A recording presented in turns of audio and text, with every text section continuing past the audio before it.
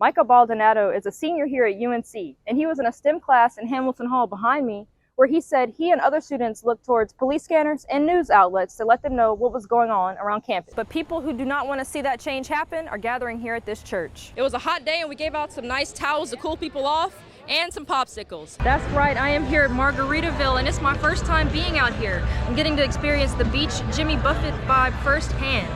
I got to speak to a couple of bartenders about what drinks are popular on a day like this. I got to speak to Cheesecakes by Alex, where they not only sold out in cheesecakes, but they received a lot of business. I'm here at the splash pad in LeBauer Park, and I've talked to a few parents on why this location is perfect. It's another hot day in the Triad, and one way people are beating the heat is coming here to Wet n Wild Emerald Point, where they are celebrating National Water Park Day. I am here at the USA Track and Field Masters. The tops of the buildings, which are usually easy to see, are foggy.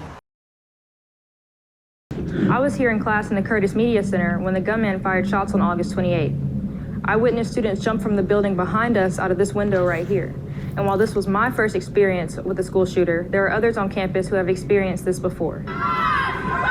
UNC senior Bella Miller is often at the gym as a student athlete, but on August 28th, when the Carolina alert went off, Miller was in class. I just was like, wow, I'm gonna text my mom again that there's another shooting at my school. Like, how ironic. Like, this keeps happening. The other shooting she's talking about, the day a gunman opened fire at her school in Parkland, Florida, 5 years ago. Definitely a crazy thing to go through in my first year of high school. I mean, you're expecting it to be like all High School Musical, Rainbow's musical, and I got 17 of my classmates and peers dead instead. Miller has had one too many close calls with deadly school shootings. Upon graduation from Marjory Stoneman Douglas, she had a sports scholarship to attend Michigan State, where a gunman shot and killed 3 people in February. Thank God I didn't go there. I would have had to gone through this all over again. Months later, however, a deadly shooting took her right back to the horrific moments in Parkland. The fact that my professor wouldn't stop teaching and wouldn't really even lock down our classroom was just really triggering for me. So I was like, someone can walk in here at any minute and we would have absolutely nothing to do. Miller said the shootings have taken a toll on her mental health, something only those who have survived shootings can only understand. The fact that this problem is so ongoing, and even since I was a 15-year-old, I'm now 20, I've seen almost no change. And it's slightly sickening that kids just have to keep dying until someone decides that they want to change something. Change is something Miller believes can only be made by lawmakers. Being a survivor of shootings for me kind of gives me a reason to keep pushing. A lot of people that I knew who don't have the ability anymore because they're gone. As for decision makers at UNC, she'd like to see improvements in their communication efforts. And students, she says, should speak up, tell their stories, and explain what's going on. Miller plans on getting involved in the fight against gun violence when she graduates from UNC. In Chapel Hill, I'm Noel Harris. Yes, I sat down with the UNC System President, Peter Hans, to ask him where the search stands today and what we can expect for the timeline moving forward.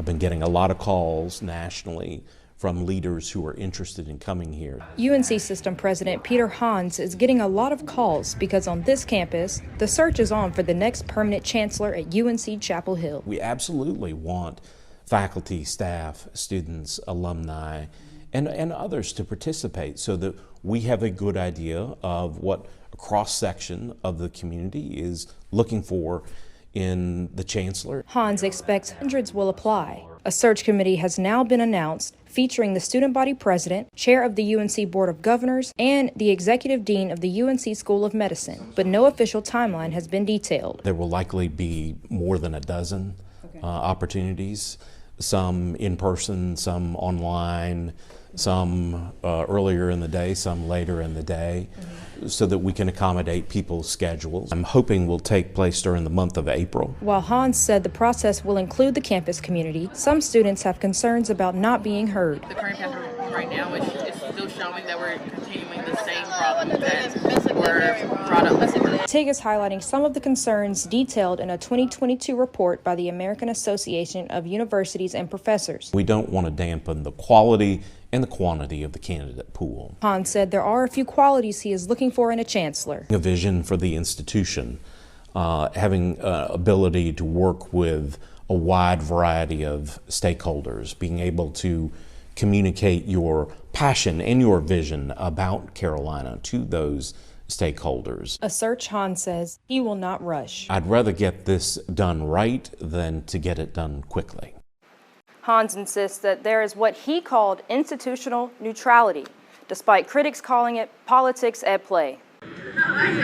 Zaid Al-Abdullah is a sophomore at UNC and runs Carolina Fades. He brought his Clippers to the pit to help his friends look presentable for a Morehead Kane Scholar event that evening.